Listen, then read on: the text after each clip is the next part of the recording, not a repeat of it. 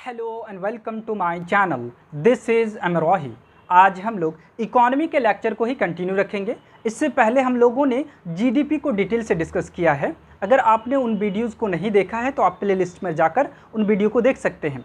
आज हम लोग डिस्कस करेंगे पीपीपी, परचेजिंग पावर पैरिटी। ठीक है, ये क्या होता है, कैसे कैलकुलेट किया जाता है, इसके बारे में डिस्कस करेंगे। जनरली जो इंटरनेशनली अगर बात करेंगे अंतर्राष्ट्रीय स्तर पर, तो दो तरीके से जीडीपी को कैलकुलेट किया जाता है। एक नॉमिनल जीडीपी जो हम लोगों ने डिस्कस किया है, और एक होता है पीपीपी, परचेजिंग पावर पैरिटी। ठीक है, दोनों में बेसिक जो अंतर होता है, जो नॉमिनल जीडीपी होता है ये करंट बेस पर निकाल लिया जाता है। जैसे आज जो चल रहा है उसके अनुसार हम लोग जीडीपी को कैलकुलेट कर लेते हैं, तो वो हो जाता है नॉमिनल जीडीपी।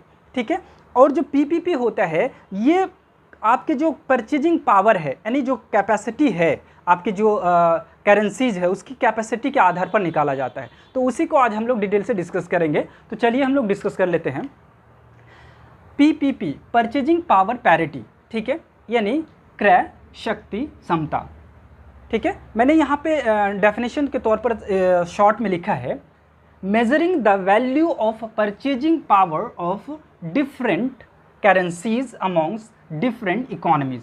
ठीक है, यानी दो इकोनॉमी को आप ले लीजिए, मान लेते हैं कि इंडिया और यूएसए की दो इकोनॉमी ले लेते हैं हम लोग। ठीक है, अब वहाँ पे मैं एग्जाम्पल के तौर पर आपको समझाने वाला हूँ कि कैसे जो है पीपीपी निकाला जाता है। ठीक है, मान लेते हैं कि एक बास्केट है, बास्केट में गुड्स एंड सर्विसेज। ठीक है, यहाँ पे इस बास्केट में है, मान लीजिए कोई भी ऑनियन है या फिर पोटैटोज है, कोई कुछ भी। मान लीजिए अमेरिका में आपने एक गुड्स खरीदा जिसकी कीमत $2 है।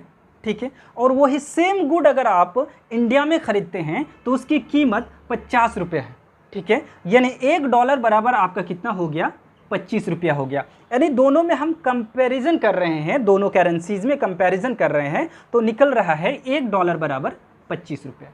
ठीक है, तो ये जब हम कोई दो इकोनॉमीज़ को कंपैरिजन में लाते हैं, ठीक है, उसके अनुसार एक करेंसीज की क्या एबिलिटी है दूसरे करेंसी के अनुसार। ठीक है, और इसको हम लोग डिटेल से समझ लेते हैं।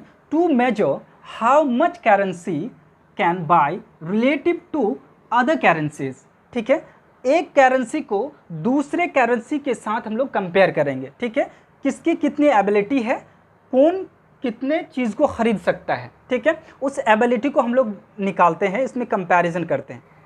अब हम लोग डिस्कस कर लेते हैं कि परचेजिंग पावर पैरिटी में जीडीपी को कैसे कैलकुलेट किया जाता है। ठीक है, तो आइए समझते हैं।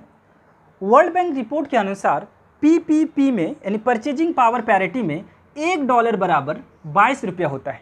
ठीक है, सिंपल नंबर लेते हैं हम लोग ताकि कैलकुलेट करने में आसानी हो। ठीक है, मान लेते हैं इंडिया की जो जीडीपी है कितना है, ₹1000 है, और पीपीपी में अगर हमको निकालना है, ठीक है, तो डॉलर के मुकाबले हमको इसको डॉलर से कंपैरिजन करना है। ठीक है, तो इतना इंडिया की जीडीपी है, ऊपर रख दी हमने, और जो मान लेते हैं इसको, जो ये है ₹22 है, तो 22 को हम कैलकुलेट करने के लिए, आसान करने के लिए इसको 20 मान लेते हैं। ठीक है, तो 20 जीरो कटा। ठीक है, फिर इसको यानी परचेजिंग पावर पैरिटी में इंडिया की जो जीडीपी है $50 है। ठीक है, अब हम लोग डिस्कस कर लेते हैं नॉमिनल एक्सचेंज रेट पर, यानी नॉमिनल जीडीपी को डिस्कस कर लेते हैं। ऐसे नॉमिनल एक्सचेंज रेट पर हमारी जो रुपी है डॉलर के मुकाबले लगभग ₹60 से ज़्यादा है। ठीक है, कैलकुलेशन को ईजी बनाने के लिए मैं इसको मान लेता हूँ ₹50, $1 बराबर ₹50। ठीक है, जब इसको हम लोग डिवाइड करेंगे तो यहाँ निकल जाएगा $20। यानी जब हम लोग नॉमिनल एक्सचेंज रेट पर निकालते हैं तो जो जीडीपी है वो $20 आ रहा है, और जब हम लोग पीपीपी में निकालते हैं तो $50 आता है। ठीक है, यानी जो परचेजिंग पावर पैरिटी में हमारी जीडीपी ज़्यादा है, यानी बेहतर है, और नॉमिनल एक्सचेंज रेट पर कम है। ठीक है, नहीं बहुत ज़्यादा है आपका जो है पीपीपी।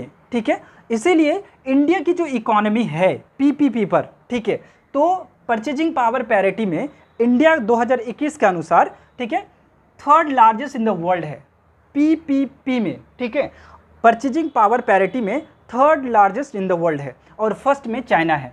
अगर नॉमिनल एक्सचेंज रेट पर बात करेंगे, यानी नॉमिनल जीडीपी पर बात करेंगे तो 6th largest in the world है 2021 में। 2020 में जो था इंडिया का वो 5th पोजीशन पर था। अभी इंडिया का जो है नॉमिनल जीडीपी में 6th largest in the world है और फर्स्ट में क्या है, यूएसए है।